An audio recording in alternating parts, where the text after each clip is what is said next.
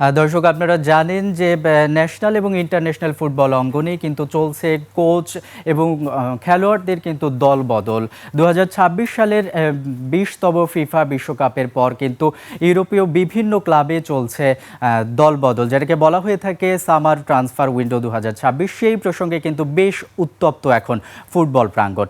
বিশ্বকাপের পরবর্তী পারফরমেন্স এবং নতুন কোচদের কেন্দ্র করে কিন্তু এই আয়োজন সাজাচ্ছে ইউরোপের বিভিন্ন ক্লাবগুলো। সেই বিষয়ে আমাদের কিছু স্লাইড রয়েছে, সেগুলো একটু অ্যানালাইসিস করতে চাই আপনাদের সাথে। প্রথমেই আমরা দেখতে পাচ্ছি কিন্তু রিয়াল মাদ্রিদ রয়েছে প্রথম ইয়েতে, এবং নতুন কোচের অধীনে কিন্তু নতুন যুগে পা রাখতে যাচ্ছে রিয়াল মাদ্রিদ, এমনটাই বলা হচ্ছে ফুটবল বিশেষজ্ঞদের পক্ষ থেকে। নিষিদ্ধ সাইনিং কিন্তু করেছে, আমরা যদি বলি তাহলে কিন্তু দেখতে পাচ্ছি ইয়ান দিওমান্দে আরবি লাইপজিগ থেকে ক্লাব রেকর্ড প্রায় 135 মিলিয়ন ইউরোর বিনিময়ে 19 বছর বয়সী আইভরি কোস্টের উইঙ্গারে বিশ্বকাপে 4 ম্যাচে 11টি সুযোগ তৈরি করে নজর কেড়েছেন তিনি, এবং গতীয় ড্রিবলিংয়ের জন্য বিখ্যাত, এবং সেই জন্যই কিন্তু কোচ জোসে মরিনহোর কিন্তু চোখ পড়েছে ইয়ান দিওমান্দে, যেটা কিন্তু ফুটবল প্রাঙ্গণে কিন্তু রেকর্ড সংখ্যক 135 মিলিয়ন ইউরোর বিনিময়ে তাকে দলে ভেড়ানো হয়েছে। বড় গুঞ্জন কিন্তু রয়েছে রদ্রিকে নিয়ে। ম্যানচেস্টার সিটির স্প্যানিশ মিডফিল্ডার এবং সদ্য বিশ্বকাপ জয়ী গোল্ডেন বল বিজয়ী অধিনায়ককে দলে নিতে অল আউট ঝাঁপিয়েছে রিয়াল। মরিনহো তাকে মাঝমাঠের প্রধান অস্ত্র করতে চান, এমনটাই কিন্তু বিশ্লেষকরা বলছেন।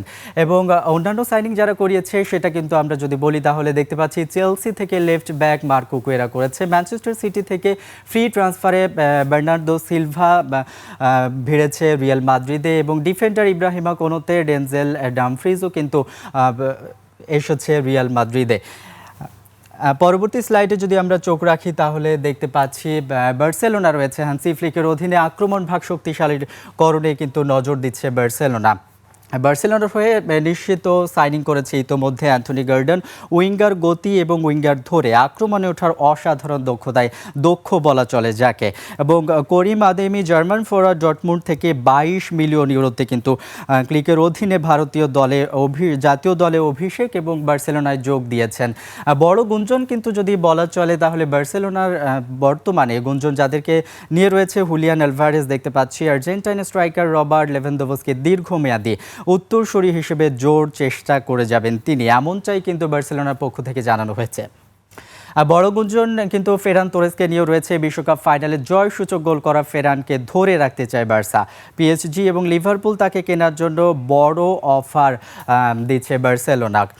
খেলা কার সাথে জমবে সেটা যদি আমরা একটু লক্ষ্য করি তাহলে কিন্তু দেখতে পাচ্ছি গর্ডন এবং আদেমির আগমনে বার্সার তরুণ সেশনে লামিন ইয়ামাল এবং পেদ্রির সাথে খেলা দারুণভাবে জমবে। লালিগায় রিয়ালের গ্যালাকটিকো স্কোয়াডকে চ্যালেঞ্জ জানাতে এবং সাইনিং গুলো বসকে বার্সাকে নতুন গতি দেবে, এমনটাই বলা হচ্ছে বার্সেলোনার পক্ষ থেকে। এবং পরবর্তী স্লাইডে যদি আমরা চোখ রাখি তাহলে কিন্তু দেখতে পাচ্ছি ইউরোপীয় ক্লাবগুলোর মধ্যে অন্যতম বড় আরেকটি ক্লাব, যেটি কিন্তু হচ্ছে ম্যানচেস্টার সিটি। অ্যানজো ম্যারেস্কার অধীনে বড় রদবদল হতে যাচ্ছে ম্যানচেস্টার সিটিতে। বড় গুঞ্জন কিন্তু ম্যানচেস্টার সিটিতে রয়েছে আয়ুব বুয়াদি, লিলের 18 বছর বয়সী মরক্কোন বিস্ময় বালক বলা চলে যাকে। সম্ভাব্য বিড কিন্তু 90 থেকে 100 মিলিয়ন ইউরো।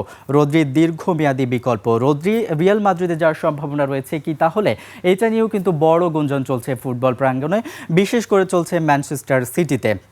রদ্রি যদি রিয়াল মাদ্রিদে যায় তাহলে কিন্তু রদ্রির দীর্ঘমেয়াদী বিকল্প হিসেবে আয়ুব বুয়াদিকে দেখছে ম্যানচেস্টার সিটি, এবং আয়ুব বুয়াদিও কিন্তু এমনটাই চেষ্টা করে যাবে, এমনটাই আশা ব্যক্ত করছে ম্যানচেস্টার সিটি সহ ফুটবল বিশ্লেষকরা। এবং খেলা কার সাথে কার জমবে সেটা যদি আমরা একটু বলতে চাই তাহলে কিন্তু কেভিন ডি ব্রুইনা এবং ফিল ফোডেনের সাথে অ্যান্ডারসনের কম্বিনেশন দেখার মতো হবে, যেটা কিন্তু গত ফিফা বিশ্বকাপেও কিন্তু দেখা গেছে, এমনটাই প্রত্যাশা ফুটবল বিশ্লেষক এবং কিন্তু ম্যানচেস্টার সিটির পক্ষ থেকে। এবং এই দলে কিন্তু রয়েছে এলিয়ট অ্যান্ডারসন, ফিল ফোডেন, রদ্রির ইনজুরির কারণে অ্যান্ডারসনকে শুরু থেকে মাঝমাঠের নিয়ন্ত্রণ নেওয়ার বড় দায়িত্ব পালন করতে হবে, এমনটাই কিন্তু ম্যানচেস্টার সিটির পক্ষ থেকে ইতোমধ্যেই জানানো হয়েছে।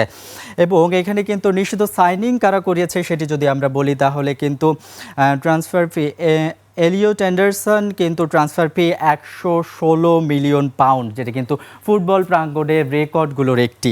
নটিংহ্যাম ফরেস্ট থেকে তিনি কিন্তু ম্যানচেস্টার সিটিতে ফিরেছে। ইংল্যান্ডের হয়ে বিশ্বকাপে দুর্দান্ত পারফরমেন্স, সিটির মাঝ মাঠের নতুন ইঞ্জিন। এনজো মারেস্কো কিন্তু নতুন ম্যানেজার হিসেবে যোগদান করেছে ম্যানচেস্টার সিটিতে।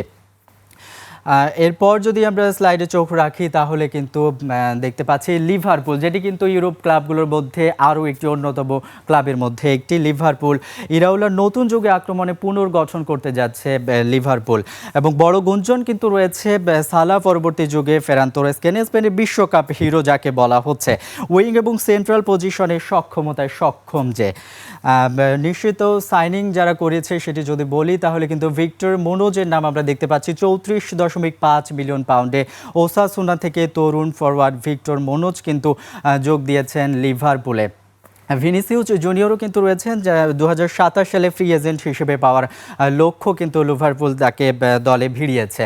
এবং ভিনিসিউস জুনিয়রের দিকে নজর, গুঞ্জন রয়েছে, পরিস্থিতি পর্যবেক্ষণ করছে লিভারপুল সহ ফুটবল বিশ্লেষকরা। সেটি নিয়েও কিন্তু ফুটবল বিশ্বের প্রাঙ্গণে কিন্তু বড় গুঞ্জন চলছে। এবং খেলা কার সাথে কার জমবে সেটি যদি আমরা একটু নজর রাখি তাহলে কিন্তু দেখতে পাচ্ছি দিয়াজ ও নুনিয়েজের সাথে লুইস দিয়াজ ফ্রন্ট লাইনে কিন্তু হাড্ডাহাড্ডি লড়াই চলবে, এমনটাই কিন্তু বলা হচ্ছে। প্রিমিয়ার লিগে ত্রাস সৃষ্টি করবে এমনটাই। দিয়াজ ও নুনিয়েজের কিন্তু দুজনে কিন্তু লিভারপুলের খেলোয়াড় হিসেবেই কিন্তু খেলবেন, এবং বিশ্বমানের ফরওয়ার্ড সাইন করানো যেটা কিন্তু বলা হচ্ছে।